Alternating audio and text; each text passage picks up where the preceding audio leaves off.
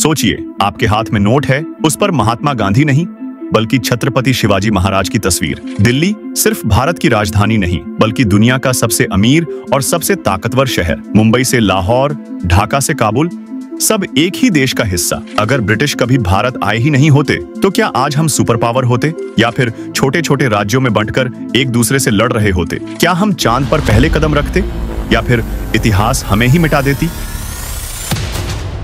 साल 1700 भारत दुनिया की सबसे बड़ी आर्थिक ताकत था। हमारी हिस्सेदारी पूरी दुनिया की जीडीपी में करीब 25% से ज्यादा थी। हमारे कपड़े यूरोप के राजमहलों में पहनने का फैशन थे। बंगाल की मुलमल इतनी महीन कि उसे वोवन एयर कहा जाता था। हीरे जहरात, मसाले, चाय, नील, इत्र, ये सब हमारे देश से पूरी दुनिया में जाते थे। लेकिन इस सुनहरे दौर के पीछे एक सच्चाई थी, हम एकजुट नहीं थे। उत्तर में मुगल साम्राज्य कमजोर हो रहा था, मराठा अपने चरम पर थे, सिख साम्राज्य उभर रहा था, और दक्षिण में मैसूर, त्रावणकोर जैसे राज्य अपनी अपनी ताकत बढ़ा रहे थे। हर क्षेत्र की अपनी सेना, अपना कानून, अपनी मुद्रा थी।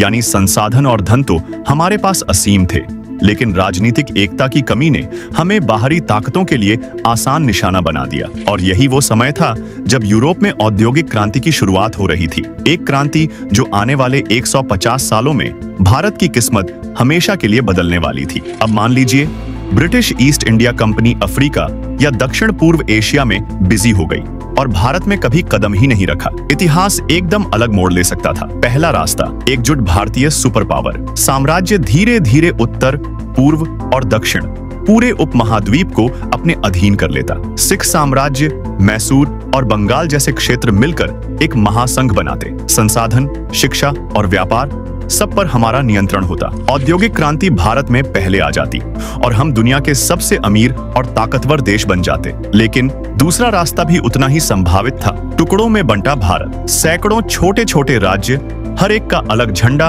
अलग मुद्रा, अलग सेना। राज्य आपस में लगातार लड़ते और पड़ोसी ताकतें, अफगानिस्तान, रूस, यहाँ तक कि चीन, हमारी जमीन और संसाधनों पर कब्जा करने की कोशिश करते। ऐसी स्थिति में भारत शायद आर्थिक रूप से कमजोर और राजनीतिक रूप से अस्थिर बन जाता। यानी ब्रिटिश के न आने का मतलब हमेशा सुनहरा भविष्य नहीं, बल्कि ये भी हो सकता था कि हम खुद ही अपने सबसे बड़े दुश्मन बन जाते। ब्रिटिश के आने से पहले भारत सिर्फ एक खेती किसानी वाला देश नहीं था, हम दुनिया के मैन्युफैक्चरिंग हब थे। सिर्फ बंगाल की बुनाई इतनी शक्तिशाली थी कि यूरोप की टेक्सटाइल इंडस्ट्री को पूरी तरह खत्म कर सकती थी। कहा जाता है, एक समय भारत के पास दुनिया का सबसे बड़ा सोने का भंडार था, इतना कि मुगल दरबार में कर वसूलने के लिए तौल का इस्तेमाल नहीं, गहनों के ढेर लगाए जाते थे। अगर ब्रिटिश लूटपाट, कर वसूली और हमारे उद्योगों को बंद करने जैसी नीतियां न अपनाते तो आज तस्वीर कुछ और होती। शायद मुंबई और कोलकाता आज के न्यूयॉर्क और टोक्यो से भी आगे होते। शायद दुनिया की सबसे बड़ी बैंकिंग इंडस्ट्री दिल्ली में होती और हमारे पास दुनिया की सबसे तेज रेलवे नेटवर्क जो हमने खुद बनाया होता। तकनीक में भी हम पीछे नहीं रहते। हमारे व्यापारी, पारसी शिपिंग कंपनियां, बंगाली उद्योगपति और दक्षिण के मसाला व्यापारी पहले से ही अंतर्राष्ट्रीय स्तर पर व्यापार कर रहे थे। औद्योगिक क्रांति में यूरोप को बढ़त लेने का मौका शायद कभी मिलता ही नहीं, क्योंकि भारत खुद उसका नेतृत्व करता। लेकिन ये सब एक बड़ी शर्त पर टिका था कि हम एकजुट रहते और अपने संसाधनों का दोहन खुद करते, क्योंकि अगर राजनीतिक अस्थिरता रहती तो हमारे सारे संसाधन हमारी ही आपसी लड़ाइयों में खत्म हो जाते। ब्रिटिश के आने से पहले भारत में शिक्षा की अपनी ही व्यवस्था थी। गुरुकुल, मदरसा, पाठशाला और विश्वविद्यालय, जहां सिर्फ धर्म ही नहीं, गणित, खगोल विज्ञान और चिकित्सा भी पढ़ाई जाती थी। अगर ब्रिटिश न आते तो ये प्रणाली शायद और विकसित होती और आज हमारी सबसे बड़ी टेक कंपनियां संस्कृत, फारसी या तमिल में कोड लिख रही होती। हमारा कानून भी पूरी तरह अलग होता। अंग्रेजी कानून की जगह हिंदू और इस्लामी परंपराओं पर आधारित न्याय प्रणाली चल रही होती, जिसमें पंचायती राज और स्थानीय अदालतें अहम भूमिका निभाती। शायद संसद जैसी कोई व्यवस्था न होती, बल्कि महासंघ के हर राज्य की अपनी अपनी असेंबली होती। फायदे और नुकसान दोनों थे। कला, साहित्य, संगीत और वास्तुकला अपनी मूल पहचान में आगे बढ़ते।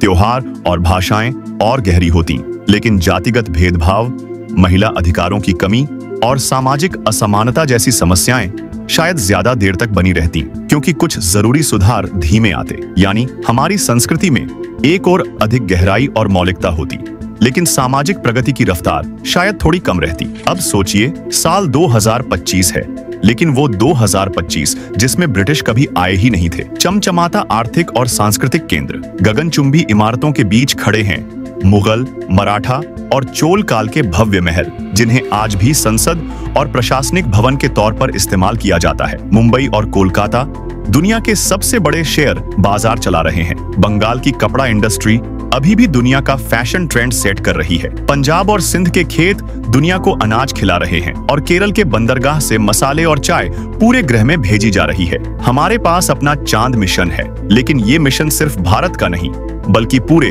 भारत महासंघ का है, जिसमें आज के पाकिस्तान, बांग्लादेश शामिल हैं। एक ही पासपोर्ट, एक ही मुद्रा और दुनिया की सबसे बड़ी मिलिट्री ताकत। लेकिन ये कहानी हर जगह परफेक्ट नहीं है। छोटे छोटे राज्यों के बीच पावर स्ट्रगल अब भी चलता है। कुछ इलाके आर्थिक रूप से आगे हैं तो कुछ पीछे, और फिर भी इस ऑल्टरनेट टाइमलाइन में भारत अपनी किस्मत खुद लिख रहा है, बिना किसी उपनिवेशवाद की छाया के। इतिहास हमें सिखाता है कि संसाधन और ताकत तो मायने रखते हैं, लेकिन असली फर्क एकता, दूरदर्शिता और अच्छे शासन से आता है, और वो चाहे किसी भी टाइमलाइन में हो, हमेशा इंसानों के हाथ में होता है। तो अगली बार जब कोई कहे काश ब्रिटिश न आते, तो याद रखिए, ऑल्टरनेट हिस्ट्री में सब कुछ सुनहरा नहीं होता।